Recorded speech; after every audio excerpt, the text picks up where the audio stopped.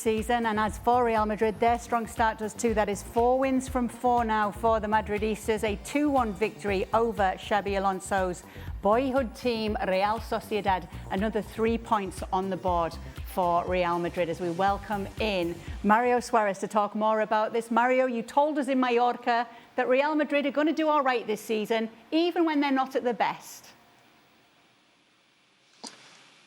Yes, as we talk in Mallorca, and as I said before, Real Madrid don't need to play well to win matches.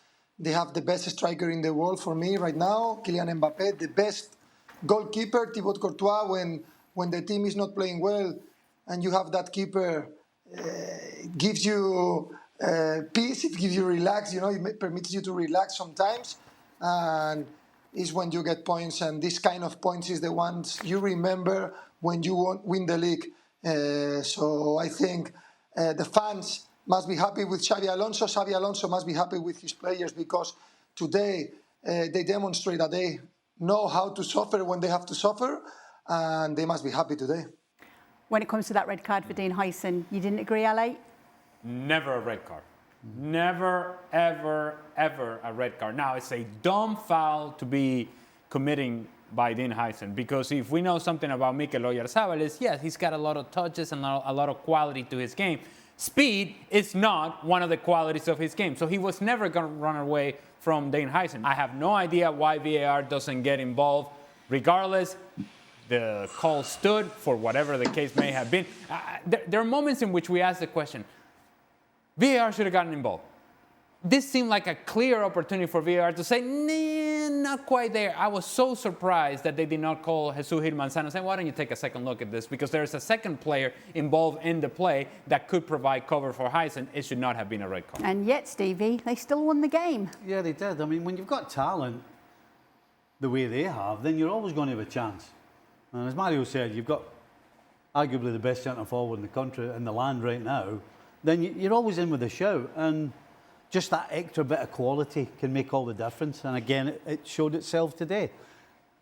Can I go back to the referee thing? I don't understand a referee who has the option of being able to look at VAR. I don't understand them not taking it. Because even if you think you're right, why don't you make sure you're right? It's a huge decision. Well, if they don't call him, though, if they don't tell him to go and see it, then he must have thought, I got this right. But then surely at the very least, he has to be asking questions. And then if I'm a referee and if I'm in the VAR and the referee says to me, look, I think this is a red. I've got the red out, but I think I should have a look. Surely you just go, yeah, okay, on you go. Surely that has to be the protocol. Just because one guy gets it wrong, it's okay for two to get it wrong? I mean, it makes no sense. There's no way that he can see the cover on Tyson because he's run. He couldn't wait to get there with the red card either. I mean, he's sprinting after him. He was going to hit him in the back of the head with it. What was your take on it, Mario? Was it a red card for you? Well, this referee sent me off 2 times in my career, so I cannot say too many good words about him. No, joking. I'm joking. But for me, never is a red card. It's never. I think Militao will arrive to the ball, even Militao, that is faster, is strong, and it was close to the ball. And this is never a red card. And as you are saying, I don't understand why the VAR didn't call the referee and say, it's not red card, please review it and say that it's a yellow card, but it's not a red card, never for me. Let's just go back because Real Madrid did hang on, did survive, did get the result. But you mentioned something about the individual talent, and it's something that both Mario and Stevie alluded to, and it's Kylian Mbappé. While he scores the goal today and he provides the assist, there was also a play in the second half in which he essentially by himself was putting behind, turns everybody around from Real Sociedad. He's running by people, he's cutting to the inside, cuts to the inside again, ends up missing the opportunity. But it is in those places in which you see how much of a powerful force this guy is, how unstoppable he can be when he gets momentum going forward and when he has the freedom to run wherever he wants to run. What I've liked about Kylian Mbappé today, and certainly in the beginning of this season for Real Madrid, is that he's not just staying central, I'm going to hang around here, or withdrawing from the front line. His runs have purpose in behind, much better than they did all of last season. The in-to-out runs, the movement that exploits and utilizes his own speed to leave defenders behind. The movement today of Kylian Mbappe was excellent. The execution was excellent as well. And he did in the second half what the team required him to do. Playing with 10 men, you need an outlet. You need somebody who can actually provide you that outlet so that you can relieve some pressure. And he did that very well for Real Madrid. I thought it was an excellent performance from Mbappe. Do you think that's getting to do with Alonso? You know, how many times did we sit here last year and criticise Mbappe for being offside? Because he was standing up front. You're just talking about him coming from wide to in.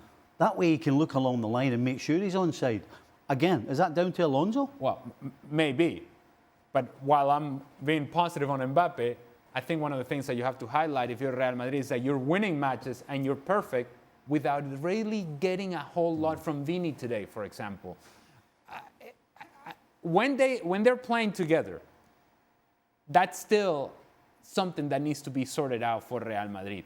Because Vini has this tendency of limiting his game towards the sideline, whereas him and Mbappe are able to work off of each other, they will make each other more dangerous. But if they work separate, independent of each other, then Mbappe is doing his thing, Vini's doing his thing, and the attack loses fluidity, and they're not nearly as dangerous separate from each other as they would be together. But let's just focus on this Atleti game.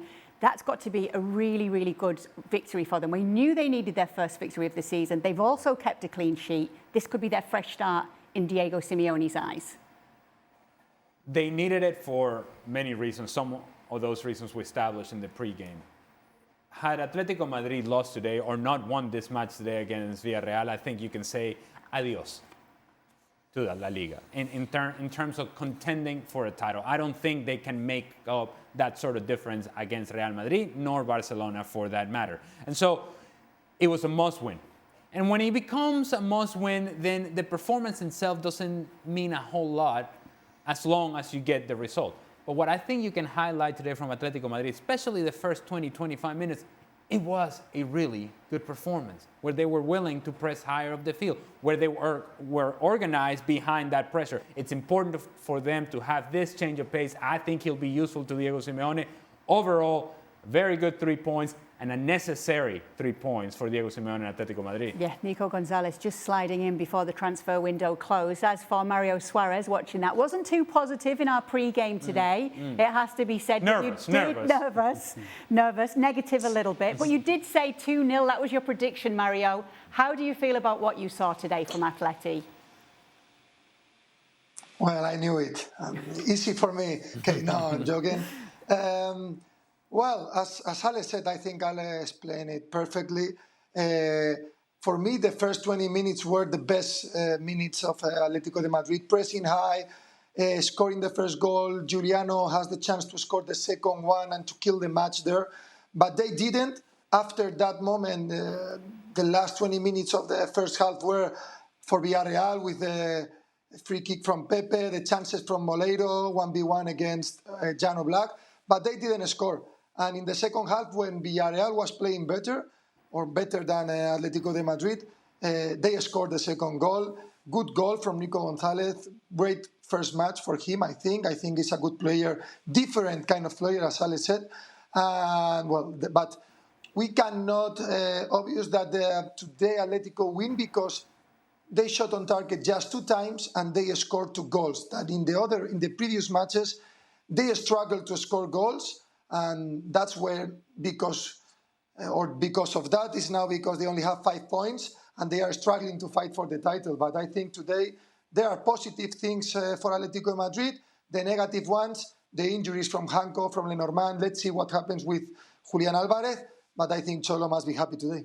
Yeah, absolutely. And not so great what's ahead for them in the Champions League. But we won't go there. Not yet anyway. Not yet. All right, we did give you a little spoiler alert. Thank you so much for being with us, Mario. Barcelona against Valencia coming up tomorrow, 3 p.m. Eastern for kickoff. Our coverage, though, a full preview will begin at 2:30 p.m. Eastern on Plus and Deportes.